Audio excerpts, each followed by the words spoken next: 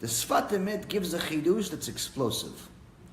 He says, Hashem says, Machshevotai lo machshevotechem. I don't have thoughts like you. You thinking that you do this and now you get upset because you did it. No, you're missing the point. The Sfat Emet says the following. Hashem Yitbarach is the epitome of goodness. Always seeking to bestow benefits upon people. He always wants to give good. The only reason he created the world is to give good. How do you define good?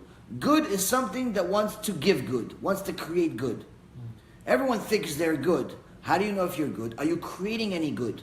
Is all the good that you're creating for yourself? Then that's not good. That's just selfish. Good meaning you're creating good for others. Tov v'metiv. Metiv means creating good. So Hashem was perfect on his own, but because of his nature of being good, he wanted to create good, to bestow good on others, and not just keep all the joy for himself, in essence. So the Sfat Emet says he's the epitome of goodness. He always seeks to bestow benefits and good amongst others. But his wisdom, his divine wisdom, his endless wisdom, his infinite wisdom, decreed that man must earn and deserve that good. Meaning you cannot give good for no reason. Because giving good for no reason and spoiling someone is destroying them.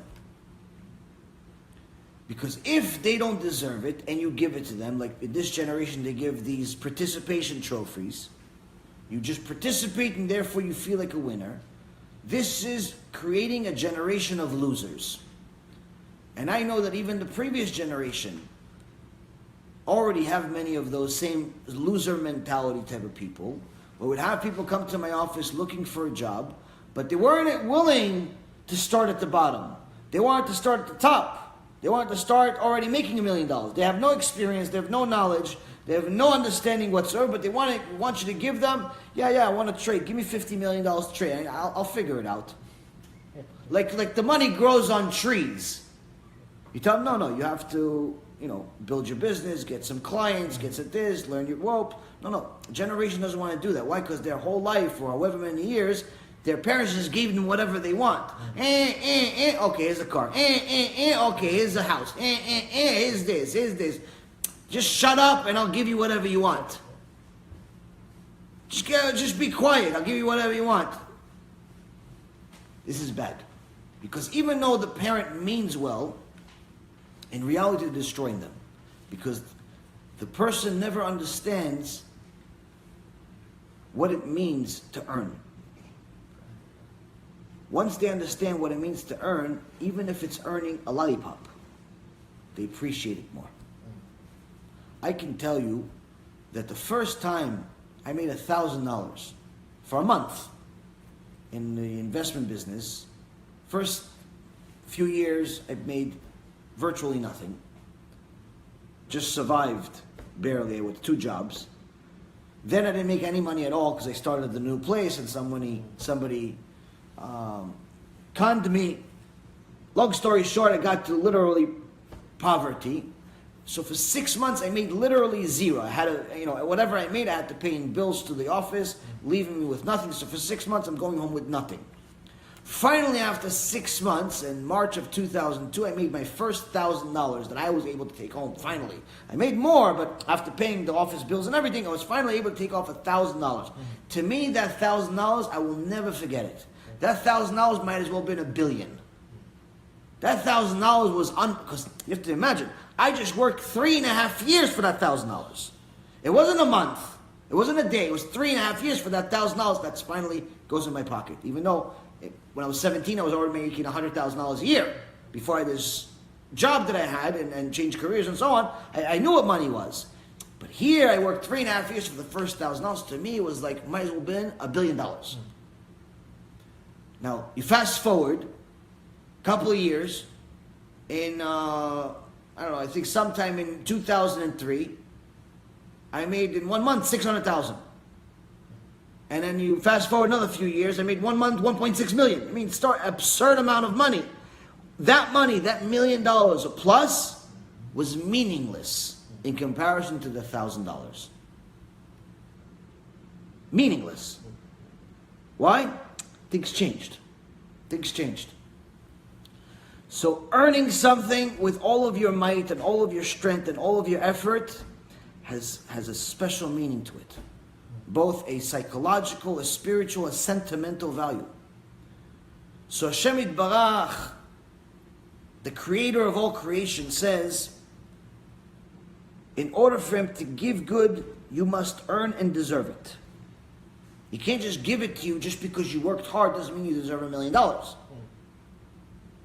You may have earned a living, you may have earned something, but doesn't mean you deserve the moon. Earn and deserve. But the chidush is this. Because he's constantly looking for ways to give you good. All he wants to do, all he created you for is to give you good. All he wants is to give you good. That means that every time we sin, all we're doing is we're holding him back from giving us what he wants to give us. So instead of giving us good that he created us only to give us good, he now has to give us bad. Why? That's the bill. That's the consequence. For holding him back, for frustrating in essence, for frustrating the godly shower that he wants to give you. What is it like? It's like someone prepared a huge event. I mean, an event like you would never meet. People spend $50,000 on bat mitzvahs and bar mitzvahs, and some people spend $200,000 on them. Imagine somebody spent $5 million, but not for a bar mitzvah for 500 or 5,000 people, just for you. They spent $5 million. They got the best chefs. They got the best this. They got the best that. They got chandeliers. They got stars coming out from the sky. They're coming to visit you. Angels are coming. Chachamim are coming. I mean, you're honestly the greatest things you could ever imagine. Everything is just for you. Food, anything you've ever liked, they found out in your entire life that you found out they liked. They put it there with the best chef in the world, made that specific dish. There's 500 chefs in the kitchen. Each one just came to make you one tiny little dish that you liked when you were 3 years old. You said, I like it, Ima. So they found out already. There's so much research to find out what you liked at 3 years old. They have a chef that made it the best one. And at 4 years old, and it's 5 years old, and 6 years old, and so on and so forth. The whole party's for you. And they got the music, every music you've ever liked. As long as it's kosher, they're bringing it too. And what happens? They spent all the money. They brought the flowers, they put the trees, they put this, they put this. Everything is wonderful. It's set. It's on a Tuesday at 9 p.m. You call it 8:45. It's like, yeah, I can't make it tonight. I'm kind of busy. I'm going to watch the game. I'm going to watch the game at home. I'm going to watch the game.